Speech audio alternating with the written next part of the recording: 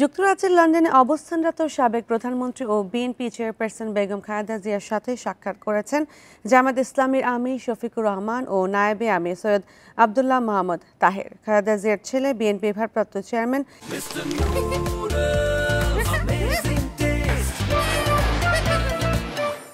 তারেক রহমানের বাসায় তাদের এই সাক্ষাৎ হয়। এ সময় তারেক রহমানও উপস্থিত ছিলেন। গত রোববার লন্ডনে হয় সাক্ষাৎ। জামায়াতের আমির শফিকুর রহমান 4 এপ্রিল ব্রাসেলস সফরে যান। সেখানে ইউরোপীয় ইউনিয়নের সদর দপ্তরে একাধিক বৈঠক ও সাক্ষাৎ কর্মসূচি ছিল। প্রায় 2 সপ্তাহ পর সোমবার দেশে ফেরেন জামায়াত আমির শফিকুর রহমান। তবে আবদুল্লাহ মাহমুদ তাহের এখনও ফেরেননি। লন্ডনে বেগম খালেদা জিয়ার বড় ছেলে ও বিএনপির ভারপ্রাপ্ত চেয়ারম্যান তারেক রহমানের বাসায় আছেন খালেদা জিয়া। লন্ডন ক্লিনিকের চিকিৎসকদের তত্ত্বাবধানে চলছে তার চিকিৎসা।